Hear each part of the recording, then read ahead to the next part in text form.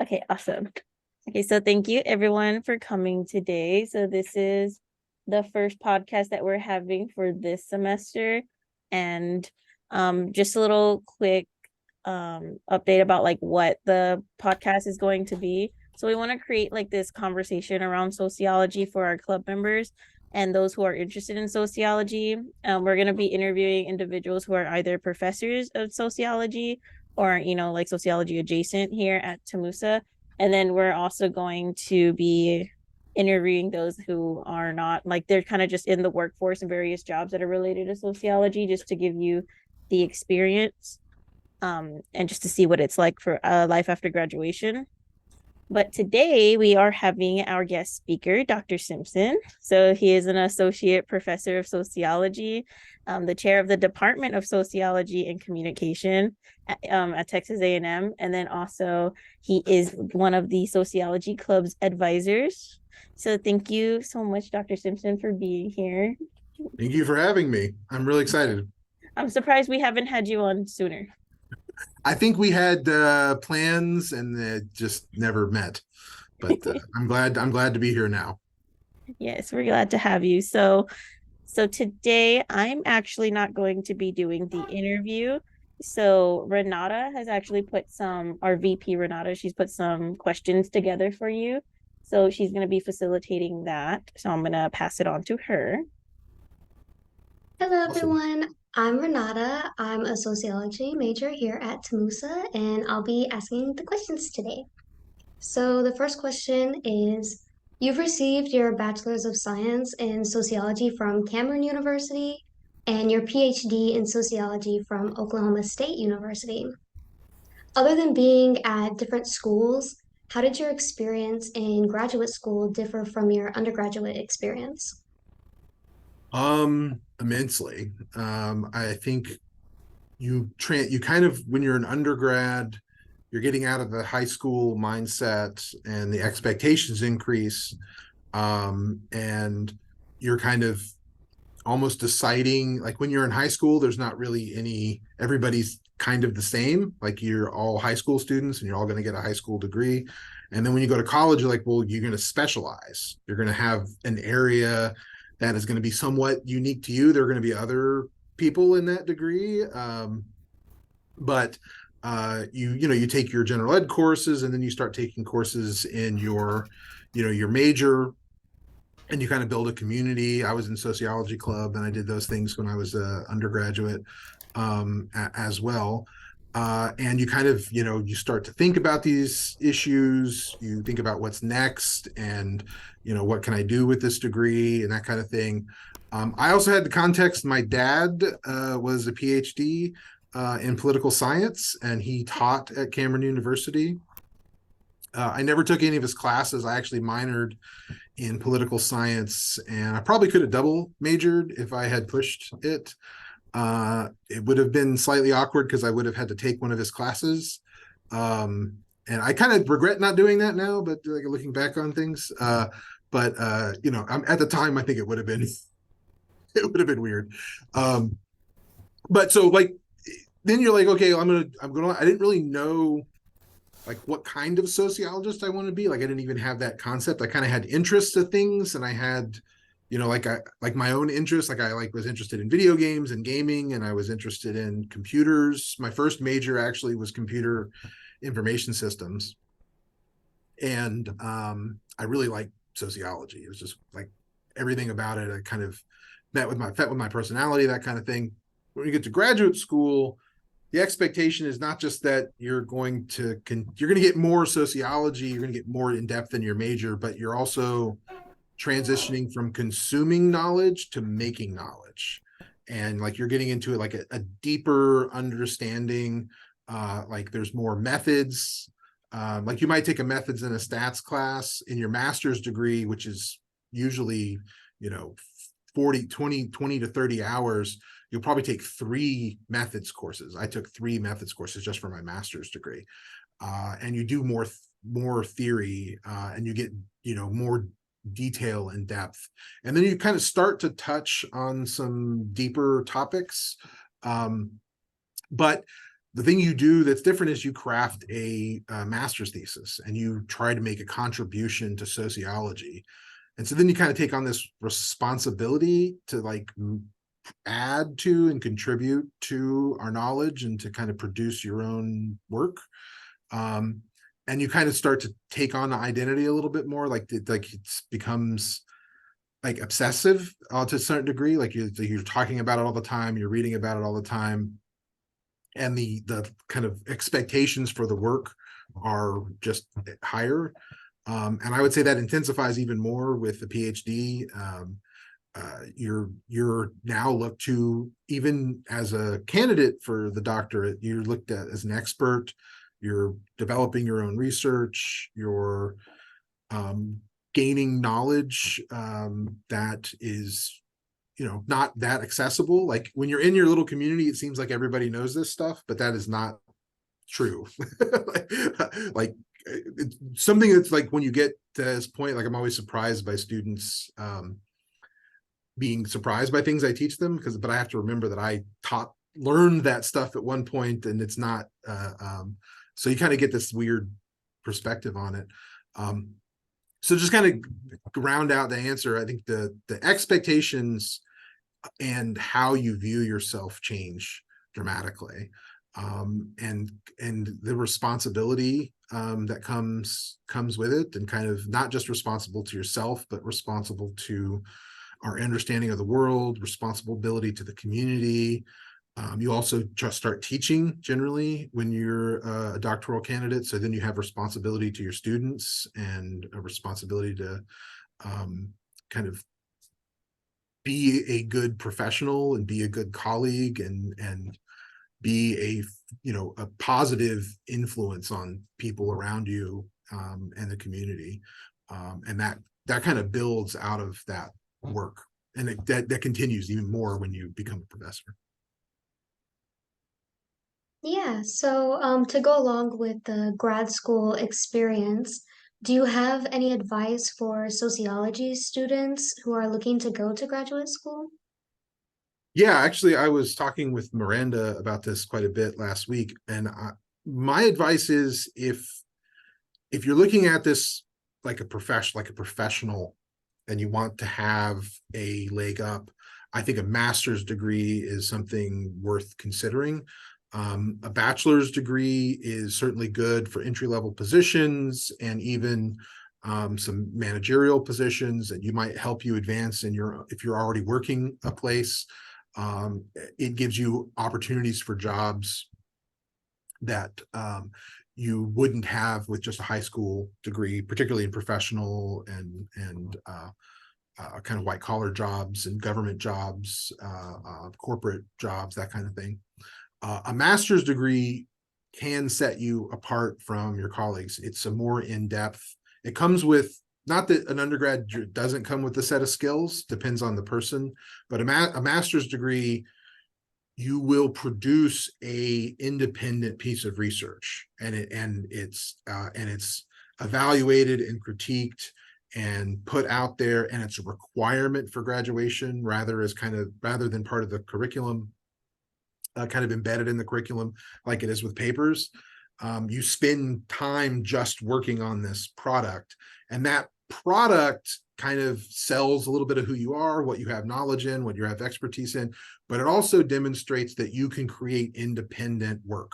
You can write reports, you can do research for an organization, you can solve problems, you can think critically, and you're an asset. I mean, there's this kind of soft skills that you get in both, showing up and being a team player and all these kind of things that we talk about, being committed, following through. But the tangible aspects, I have these skills. I can do data analysis. I can conduct focus groups. I can do qualitative interviews for you. That really comes with master's degree, and I think you can sell to positions that are more about user experience or kind of consumer relations or HR. It also sets up to be a manager more into kind of corporate or government environments. So that's one of the things I would think about. I would also say sociology is not a bad pathway to other professional degrees.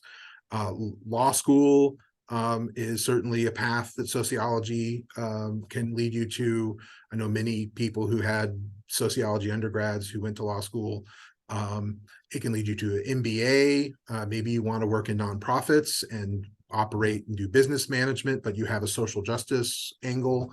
And that's not a bad pathway to take, sociology degree and get an MBA and do kind of entrepreneurial social advancement. It can lead you to other areas, maybe political science or public administration or city management. There are these other kind of specific professional degrees in the math, or even counseling. We've had students, or social work. We've had students go into social work. So sociology is a good degree to kind of go into those things. And if you have interest in those things, those kinds of degrees pursue. And a sociology degree is good for, social research and investigation and problem solving and community engagement. And I was talking with Miranda, there are lots of places that have applied sociology, who look into doing clinical work with sociology to help to work with organizations and do plans and things. And consulting agencies, and there's tons of consulting agencies where people with sociology degrees work as independent contractors with that. A PhD will help you do some of those things too. I don't want to undersell the PhD, but it's a requirement to have a doctorate to be a professor. So you cannot be a professor without that. And for the highest levels of granting agencies like National Science Foundation, National Institute of Health, National Institute of Justice, these kinds of institutions, they really will only give money to people at institutions like a university who have research experience and positions, and usually terminal research degrees, to doctorates and PhDs. And so there's kind of a ability to apply and receive grant money that a PhD gives you an extra up on. Also, people are more likely to give you book contracts to publish. And there's a lot of things that kind of give you access to, not only just in academia, but in those areas. And PhDs can also do all these other things I talked about: clinical work and advising and independent research and work in institutions.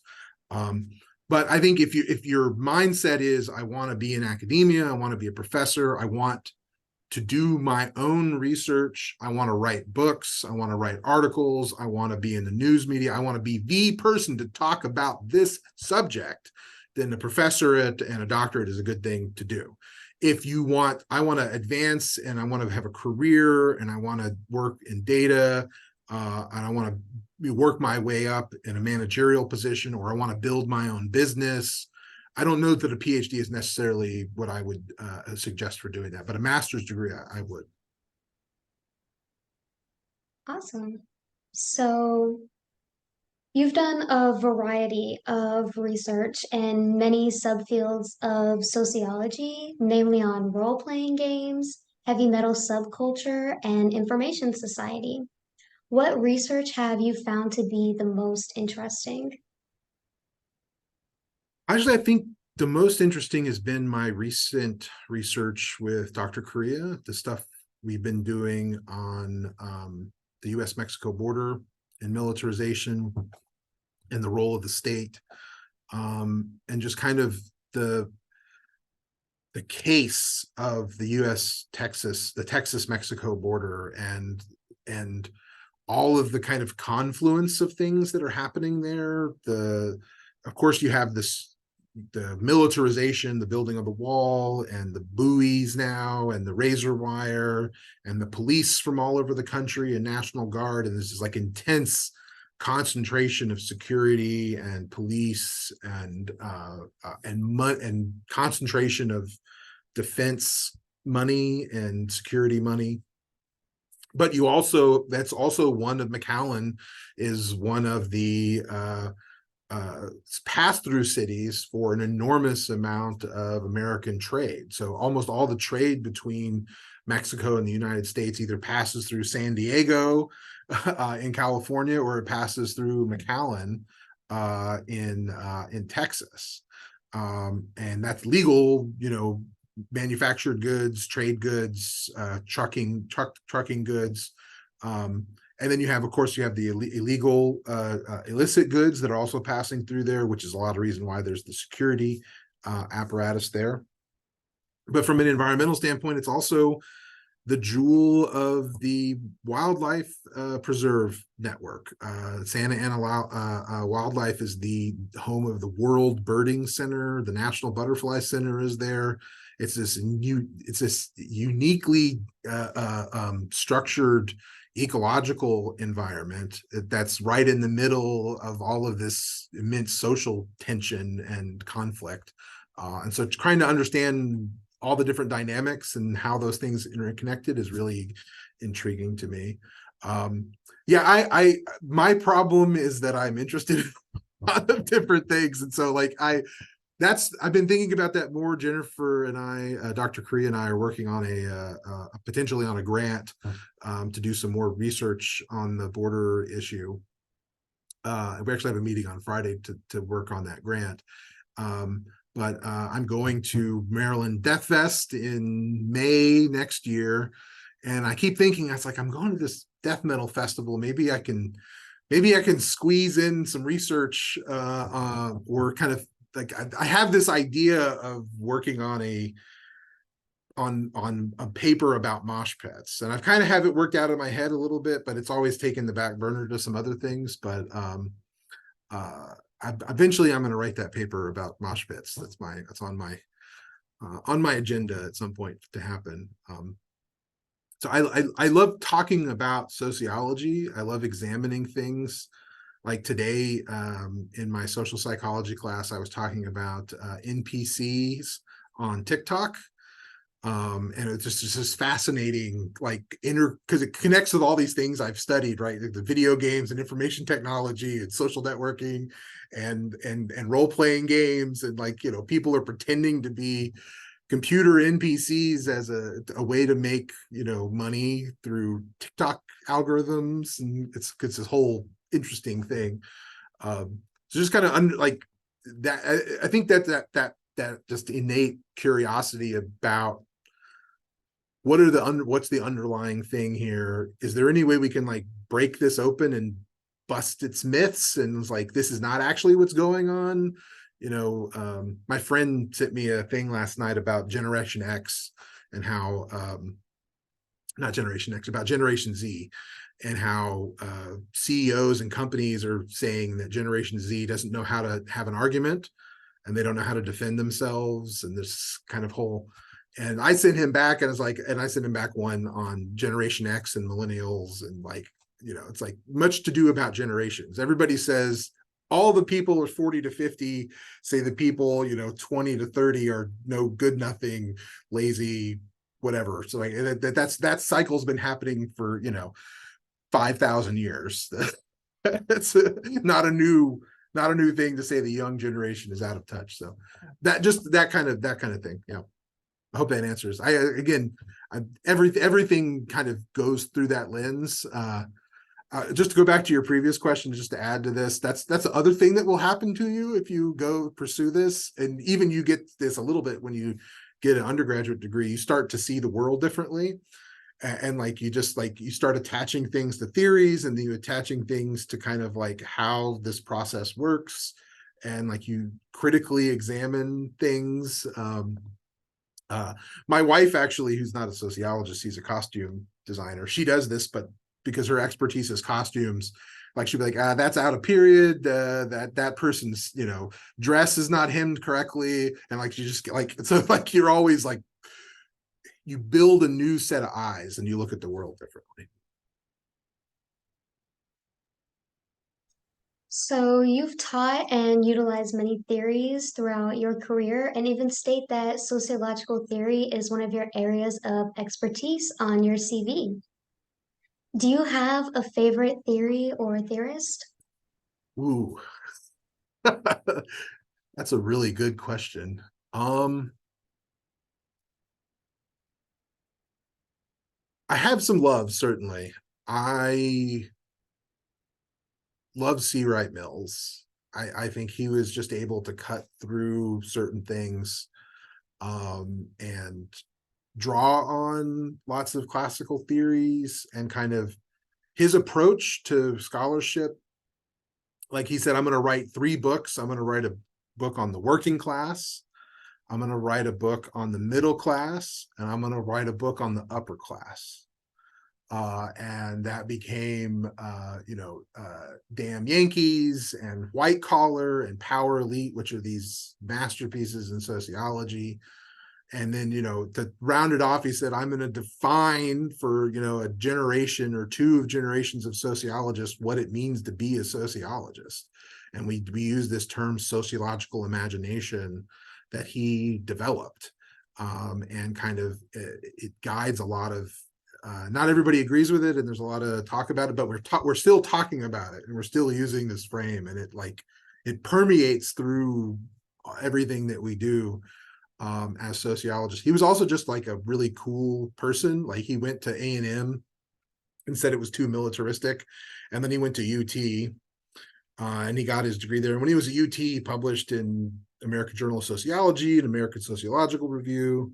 And he went to Wisconsin for his PhD, and he supposedly walked out of his dissertation defense and said, "You can go to hell. I'm not going to make any changes." And he didn't take on a lot of graduate students. He only had 1 graduate student. He's also in my sociology genealogy. He's one of my mentor, Riley Dunlap. His mentor, I can't remember his name. His mentor was William Form, and then William Form's mentor was C. Wright Mills. So I have a direct lineage with C. Wright Mills in terms of my academic family, if you will, my PhD advisor family tree. So I would say C. Wright Mills is high on my list.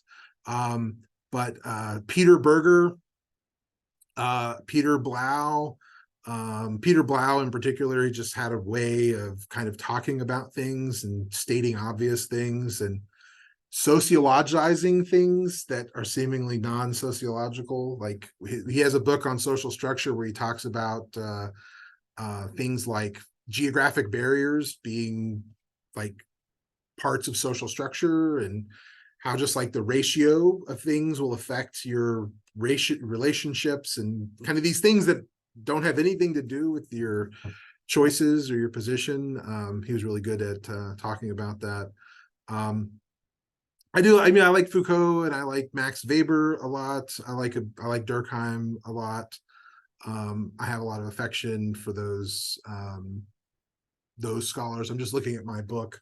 I spent a lot of time reading Habermas. He's not the easiest person to read, but I really like I like people who are trying to solve tough problems with social theory. Like Habermas, for example, was trying to solve the structural problem and the agency problem by integrating micro sociological interactionist theory, symbolic interactionism, with macro structural theory, a la structural functionalism, and to kind of build a cohesive theory out of these supposedly contradictory, incompatible ideas. Bourdieu, similarly, he was like subjectivism and objectivism, these 2 things, they play off of each other and they actually are compatible, and we can work with them. They're not like gulfs apart. So I like people who are trying to solve those kinds of problems, trying to bridge big gaps in the field. Awesome. So, you've taught multiple classes over the course of your career, from introductory classes to statistics classes. But what has been or is your favorite class to teach? That's an interesting one. I taught introduction to sociology for a long time as a graduate student, and we did that so much that we worked on a role-playing game, and we did find it. And when we were doing that role-playing game and we're doing the research and we're teaching those classes, that was some of the most fun I've had in the class. And then when I got my first job, we didn't teach introduction to sociology. so I had all this work, made this game, and had all this stuff for principles or introduction to sociology, and then I wasn't able to teach it. I wasn't able to teach it for almost 8 years or something like that, a long time. And then just different things happened with that. I would have never thought I would say statistics, but I think I have the most fun teaching statistics. Mostly because it's something I did not like when I was a student. And I was, my math when I was in high school, I don't know if they still do this, but I flunked out of algebra, and I had to take what was called Algebra A, which was the content for algebra stretched over the entire year. So instead of just in the fall semester, it was the content stretch over the entire year. And I was not very good at that. And I did not take calculus or any of the kind of advanced classes and I thought this is not what I'm going to do. But you have to do it in graduate school, so you don't escape it. You have to go. So I was like, okay, I'll try to get better at this. And my first couple of classes were not good. Like, my friend discussed learning statistics, like trying to learn French by having it translated into German first. So it was just like you were learning computer programming and you were learning this mathematical language, and you were also supposed to interpret this in English so people could understand it. I had a really good teacher, Andrew Fullerton, Dr. Fullerton at Oklahoma State, who really, structured his classes so that it was very usable and understandable. And maybe it's just my mindset had changed and my perspective on it had changed. I had also tried to do active things to love math. And I think the way they teach math, like all these rules you learn, like PEMDAS and all these FOIL methods and all this thing you learn in algebra, that it's all tricks to do math by hand. And it kind of it's not about, to me, for me, and this is obviously personal, but to me, the fun part of math is kind of these huge problems that emerge, and the kind of, I don't know, the cool aspect of math. I always recommend Numberphile to my students, is just watching those videos about people who are really excited and passionate about math, talking about discoveries in math and explaining them. That really helped me a lot. And I tried to take that attitude of what was really engaging and passionate about it and put that into my class. So that's one part of it. The other part is that students don't want to do it. They were in the same position students are afraid generally, or they're this is the class that I'm gonna flunk out of the major in, or they tell themselves that they can't do it. I'm unable to do this. This is not in my skill set, or I'm not a math person. And so I try to construct my class kind of decompression at the beginning, calm everybody down, build up, try to be very attentive, and kind of build up, still have all the material and all the rigor there, but give people that opportunity to explore and try to solve problems for themselves, and trust themselves. Most of this is about getting students to depend on themselves and to risk something. It's a very funny system we have. We have this person, the professor, who's judging students and grading, right? And kind of like a cheerleader at the same time. I want you to succeed, but if you don't succeed, you're going to get a bad grade. And then so the student is always worried about this bad grade thing.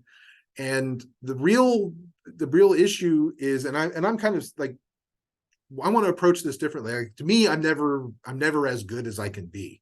That's another, like, I want to be better. So, but when I teach statistics and I can see, it's usually about the 5th or 6th week, I'll see the light bulbs start to go off in students' heads, and they'll be like, "Oh yeah, all this stuff we were talking about suddenly is doing something." And it happens differently for everybody, but like the more I can see those light bulbs go off, that is, there's nothing that beats that. There's nothing that beats that. I can vouch for those light bulbs in my class that I took with you. So it's definitely there. I appreciate that. I still have my Yeah, statistic. Oh yeah, that calendar back there, our statistics class gifted that to Dr. Simpson. We all curated some Still on. statistics sociology memes. This is September. Can you read it for us? Because it's a little Yeah. blurry. Is that, yeah, it's the cat lady at dinner meme, is me forgetting to reject the null hypothesis, type 2 error. The cat's just like, I love it. This has been great. One of my favorite things I've gotten from students. Yeah, and it's crazy because a lot of students that either have not taken your class or who have taken your class before say that they're terrified because you come off as intimidating, and plus the subject is intimidating as well. But once you get going, Dr. Simpson is just great. I'm terrible at math, so the fact that I got a B in the class, that speaks wonders. Anyway, sorry, you can go ahead, Renata. no, I definitely second what you say. I was so scared for stats, and then I ended up loving it. So, Dr. Simpson is a great teacher. So, this is my final question. Do you have any more upcoming research that you are excited about and would like to talk about? Yeah, I this last year and a half, I've been working on a survey for urban water conservation around San Antonio. And I have the data and I have it mostly analyzed. One of my students has presented it, and they just actually got back from Washington, D.C. presenting it. We're working on another part of it now, but I'm hoping to have a manuscript for that this year, maybe next year. I won't have winter break to work on it because I'm going to be in London. But that's okay. I'd rather be in London. Yeah, so I'm hoping to put together that and give a presentation or a talk on it, probably next year. And I'm really excited. There's some cool stuff in there. I look at water insecurity in San Antonio, and we talk about kind of how our attitudes, values, and beliefs lead people to want to commit to conservation behaviors, and which I think is really important. I mean, water is at crisis levels, and how people relate and act to that, I think, are really important. I have a lot of ambitions with the data I have, and having the data is really nice to have. That was supported by the Research Council for the university, and it was really good to get that support. So I'm excited about that kind of coming out, and when I get that published, it should probably get some public comment on it. I might write up some op-eds based on the research as well. So I'm hoping to do most of that next semester. I would have done it this semester, but I've started becoming department chair, which has kind of eaten up almost all of my time for doing things. But the hard part's done for the most part. I got the data collected. I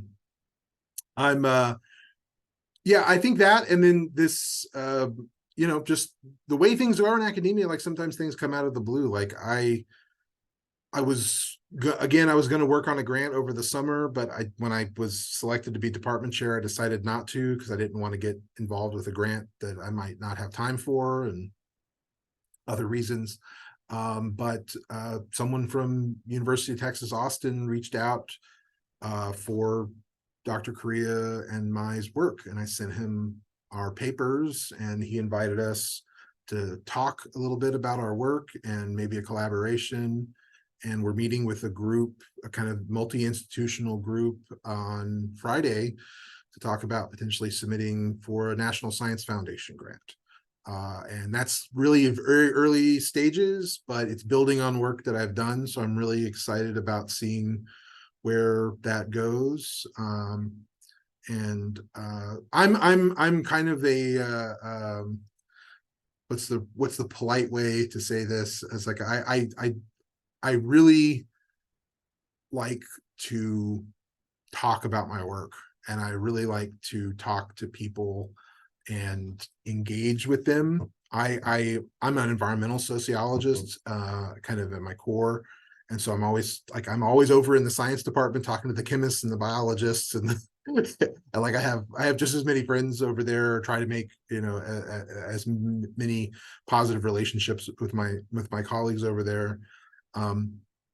Just to kind of take advantage of opportunities. I think in life, opportunities are things that I only regret things I haven't done. Let me just put it that way.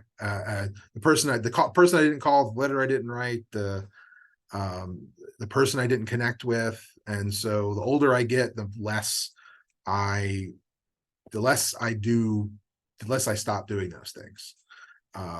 Even if I have to remind myself, even if I have to force myself, even if I don't want to, sometimes it's a pain, I got to get up and I got to go and whatever, and I could just sit at home and not do anything. But I always find it better to seek those things out. And if they don't make out, they don't make out. But you miss 100% of the shots you don't take. And so that's my philosophy, is always to shoot for it, and maybe this grant doesn't emerge in anything, but maybe it will. And I don't know. I think that just kind of, you got to stay excited about what you're working on. And I'll say there's a flip side to this. You have to forgive yourself too, because to do this, to do anything, you're going to fail. And you may fail more than you succeed. Your papers are going to get rejected. People are not going to like, the people might completely disagree with your perspective. They might not like what you say. Your grant's not going to get funded. You're gonna miss details that are really important and that haunt you later in life. I might be going through some of that. Now that I've collected data, now I see all the mistakes that I could have done better, but I can't fix them, so I just have to live with them. And I'm human, so like all of those things are, they're something you have to build coping skills. And to me, the two things that help are always knowing that I'm going to keep working on it, and if it gets rejected here, I'll submit it somewhere else. If this grant doesn't get funded, we'll rework it and submit it again. If this data set's not perfect, but it's doable, it's good, it's real data, it's important. So even though I see flaws in it, I have to move forward. So you kind of just have to say there is something next. There is something on the horizon. You don't accept defeat, right? You always kind of do that, and then you're always working on something, right? You're always developing ideas, always thinking about it, right? So there's something new is going to come along, and I'm going to make all new mistakes all over again. But I in my time as a professor and as a researcher, the only mistakes I regret making are not doing things. That's it. And even the things that I've had that have been failures, that have been tough to work on or tough to get accomplished or tough to finish, perseverance, just keep doing it, keep working on it. Having a positive attitude is super important, particularly through difficulties. My Scottish families, the Fergusons, and their family motto is um, sweeter after difficulties. So when you have to struggle through things, sometimes the reward is better than if you just get it it's first time. Yes, thank you so much, Dr. Simpson. So we do have 2 more segments to go. So I appreciate you answering Renata's questions. Sorry if you can hear my dogs, they're fighting. Oh my gosh. Okay. So thank you for answering our questions. Renata spent some time to put those questions together, and I think she did a good job. So thank you to Renata. So now we're going to move on to the next segment. So this one, we're kind of just going to open the floor for some questions. If anybody has questions, either put them in the chat, or you can go ahead and unmute yourself and ask. But it's kind of just like an open floor time right now to ask any questions about what we've talked about or things in the future. Yeah, feel free to ask me anything. Hi, Dr. Simpson. Can you tell us a little bit about study abroad? Yeah, absolutely. You can tell us. So I am teaching a study abroad class in December called The Dark Side of Society, the Sociology of Evil in London. I think I'm going to retitle it, if I teach it again, just The Dark Side of London. Condense it a little bit. But it's a 2-week intensive study abroad course.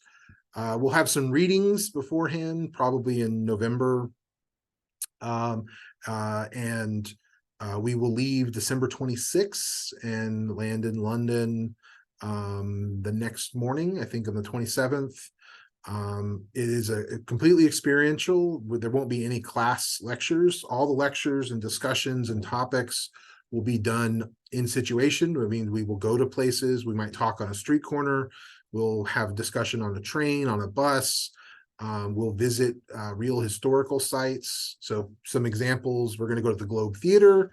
I just got confirmation today that we got tickets reserved for a performance at the Globe Theater. We're going to go to the Clink, which is the one of the oldest prisons in the world, a 1,000-year-old prison. The Tower of London, which is the seat of power for the Norman invasion. The Churchill war bunkers, where they fought World War II. Imperial War Museum. I don't know if anybody had Andrew Sanders, Dr. Sanders, for political science, but he is going to give us a lecture. He's former A&M San Antonio professor, and he's going to give us a lecture on the Troubles, which are the conflict between the Protestants and Catholics in Ireland and in London. There was a lot of things that happened in London. He's going to give us a personal walking tour. We're gonna do a Jack the Ripper walking tour. The work for the classes, there's a scavenger hunt to find things around the city. You'll do daily journaling, kind of reflecting on your experiences and developing ideas for a research paper that we'll do when you come home. And there are 2 reflections each week. We're there, so you do one reflection the first week and one reflection the second week on something that's happening in the news in London. So you have to engage with local London news, either through reading the newspaper, going on web, or however you watching television as well, and writing up a little related to the topic of the class. Thank you. Just more details, if you can still, if you've made an application and you haven't paid your fee, you can still pay your fee. If you have made an application, just please work towards that first payment deadline. And I'm going to try to get as much information out as I can about scholarships and things. I don't think ours has posted yet, but probably will in October. But yeah, if you're still interested, you could still start an application. You would have to get clearance from Dr. Shelton, who's our study abroad coordinator. Does that answer your question? Yes, thank you. Yeah. Okay, so we do have a question. Sorry, my dogs are crazy. We have a Yeah, that's a good question, Layla. Absolutely. You could, it obviously depends on what you pursue as your alternative degree. So Dr. Grajeda, our new faculty in sociology, her master's degree is in Latin American studies. I know people who had Juris Doctorates, who had law degrees and pursued their PhDs in sociology. I've known people who had MBAs and then pursued their degree, their PhD. I think it's a good. I did not do this, so I'm giving you advice I did not follow, but I think it is a good to get a master's degree one place and move to another place to get your PhD, just so you get a lot more people. The more people you can engage with, the better. Just in terms of getting new ideas and you change. Like after you get a master's degree, you have a better sense of what your research interests are and what you want to pursue. And you really should go to try to work with the people who is research most closely aligned with you, particularly for a doctorate, particularly for a PhD. I would say that there's a movement towards PhD only programs. And there's all the same issues with like transferring credits and things and what classes you need. And generally a PhD is something like 64 hours, 65 hours or something like that of graduate work. So undergraduate degree is about 12, 15 hours. Yeah, let's see. I'm going to do math here real quick. It's not 4 times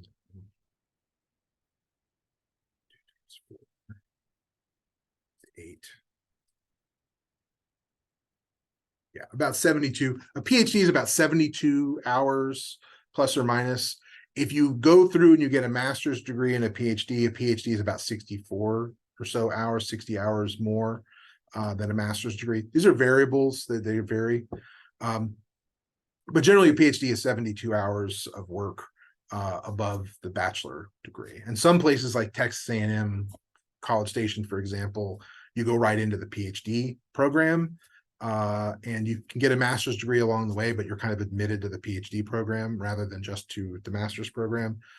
Some places only give master's degrees, and then you would have to deal with whatever the requirements for the bachelor. So the people I know who had MBA, for example, they had to get they got a master's in Soc 2 and then their PhD.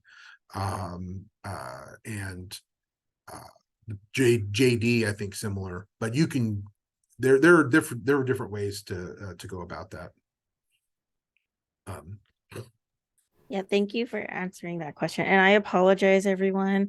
I had ordered food and it got here like it was supposed to be here after 5, so I apologize. My dogs went crazy. No worries. My dog is same bad behavior. Yes, I have 4 chihuahuas, so they're all bad behavior. But so now we're gonna go on to our next segment. So this one is the Rate My Professor. So I hope you're prepared for this one. Okay.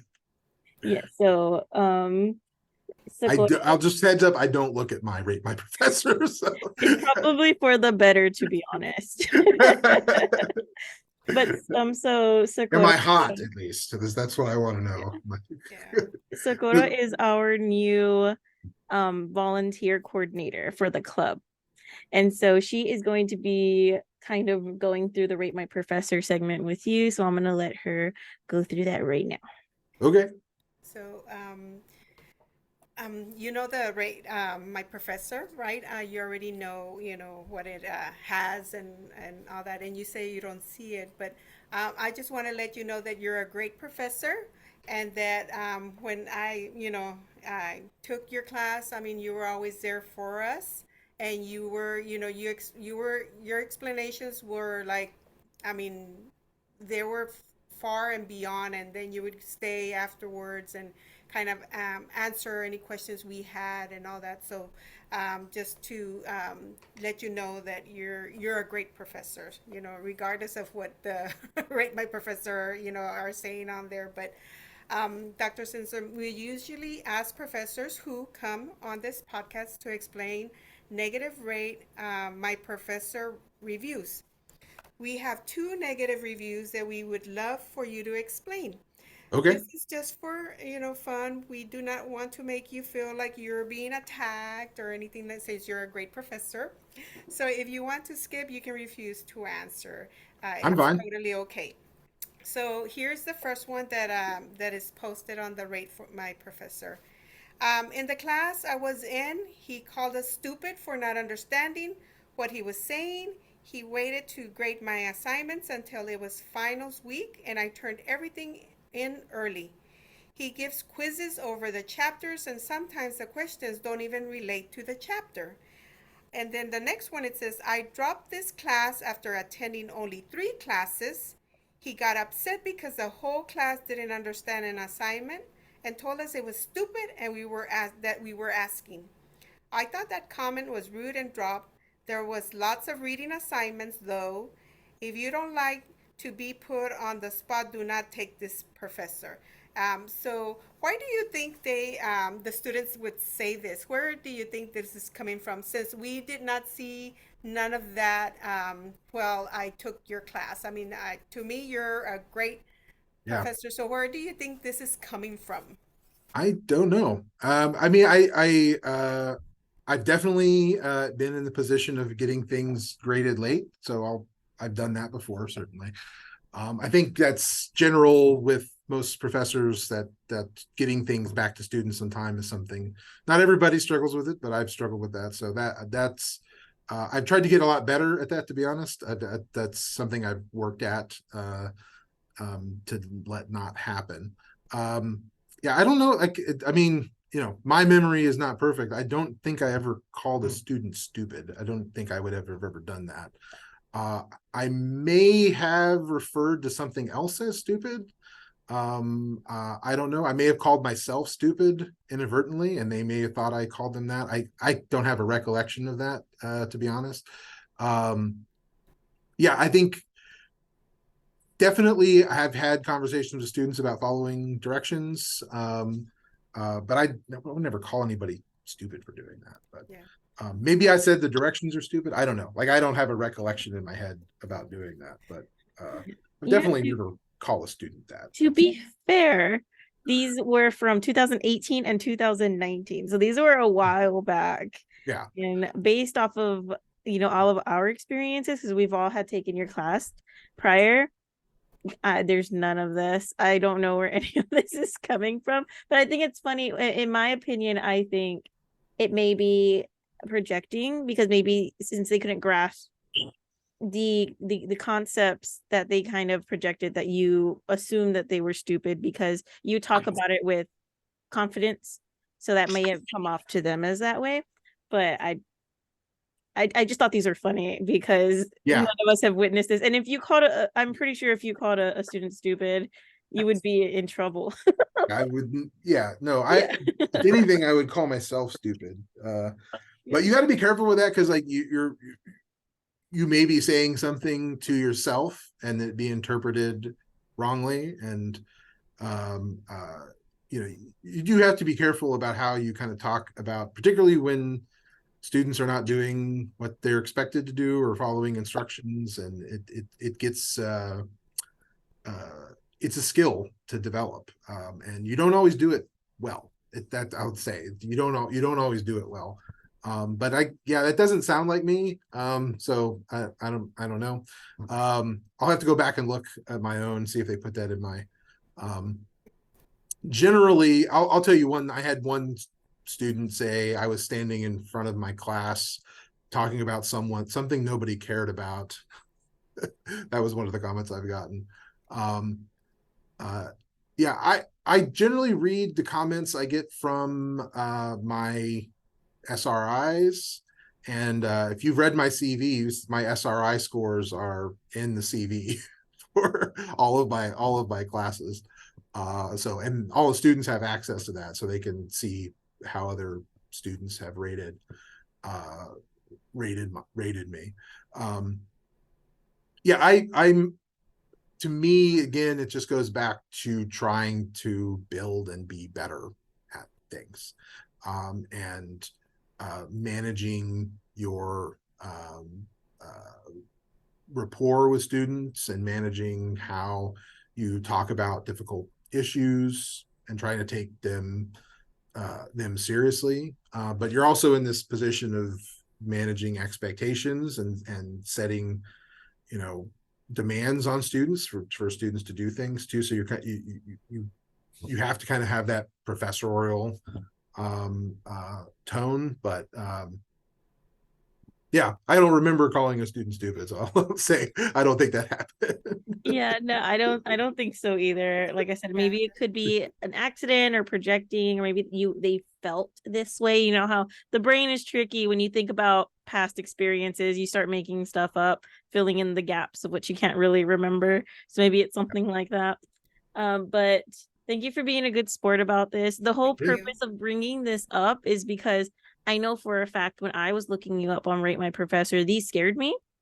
And so we want students who are watching this, whether it's now or at a later time, who haven't taken you, to just know that don't trust everything online. Sometimes people get angry, or sometimes it may be a little bend of the truth, but we're Most not. evaluations are either extremely positive or extremely negative. Yeah. You really rarely get anything in between. And yeah. Yeah. For me, if I read something like that, it kind of gives me like a challenge. I go because I was not there and I didn't hear it, so it kind of gives me like, I need to experience that on my own, and I have to see it on my own instead of going in the negative part or not taking that class. For me, it would be a positive that I'll take it. I have to see that on my own or hear it on my own. Being present in class. So. Yeah, Yeah. I'll have to go back and maybe I will look at my Oh professor. no, don't go through that rabbit hole. Don't do I that. just kind of yeah, I just for me it's like it's I take the feedback and I try to build better and like be self-critical. Like I knew at one point I was not being very quick with student grades, so I adjusted that and tried to improve that. And I think that's the nature of the work you work on. We constantly work on yourself. But Yes, I've known about, in my experience being on A&M campus as you're, teaching, I've known about maybe 3 separate students like in your courses, not even just my own, but I know like Socorro and Renate were in a different whole class than me. And I know a bunch of students from that one, as well as the year prior to me, because I was asking around because I was interested in the class, because I was scared. But I have never heard anybody badmouth you at all. So this was a surprise to see these online. So thank you for, like I said, being a good sport, and thank you, Socorro, for helping us with that segment. But like I said, we were not trying to attack you. We're just trying to debunk these to just in no, case. it's okay. Well, it's out there, and students do Yeah. look at those things. So Yeah. I'm, like that's kind of going back to what I was saying earlier. Just you are a public person, right? Like I had like my Renata could find out my career. It's posted publicly. I get evaluated. I evaluated by my teachers when I was a PhD candidate. I get evaluated by reviewers when I write articles. I get evaluated by my dean now.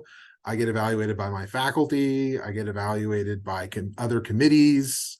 I get, so you're constantly being evaluated and judged, and not always in the most positive light. And you have to be self-reflexive, and like I take it seriously. Someone thought that about me, and maybe I said something close to that, or about something, or I use that word in a context. I find it hard for me to think I was actually called a person that directly. I don't think that happened, but that I use the word stupid in reference to something that probably happened. Yes, I've heard because you refer to things as stupid a lot, but I've never heard you, yeah, phrase that towards students. But I do appreciate that you're going to, take this as constructive criticism, but also this podcast is going to serve as a reminder that you can't believe everything online, and also that you know, professors are not scary. I was totally scared of you, but you're a sweetheart and everybody enjoys your courses. But Thank you. thank you for your time, Dr. Simpson. We really You're welcome. appreciate you being Thank you able for to putting take this time. together. Yeah, this Yeah. was a really great. Thank you for putting this together. And thank you to everybody who helped. A lot of our officers really put time and effort into this. It was a little rushed, I'm not gonna lie, but we all came together and we got it done. So I appreciate you. I appreciate our officers. And then do you have any final words or like book recommendations or advice or all of the above that you would like to leave us with? Um, uh, yeah, I think just book recommendations. That's good. I'm if I'm not reading sociology, I'm always reading science fiction fantasy. If you haven't read John Dies at the End, I highly recommend that. It's great. It's a great read. Um, I haven't got to read the sequels yet, but they're coming up. Um, yeah, I just think you guys are doing great work. I'm really happy how Sociology Club has developed and all the things that you guys have put together, this podcast and the meetings and just the fun activities you're engaging with, the trunk or treat and all that stuff. And I'm ready to see more exciting things.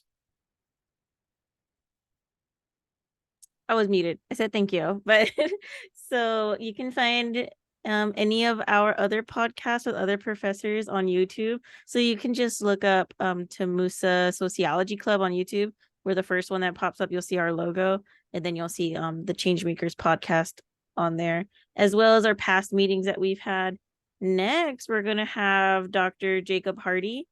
So he's also a professor here at Texas A&M, and that one's gonna be October 24th, the same time from 4 p.m. to 5. So if you guys want to come ask him questions as well, that'll be great. But yeah, thank you everybody. And if you haven't already, please click that link in the chat to track your attendance. But yeah, thank you. I hope everybody has a good day. And I am going to stop recording now.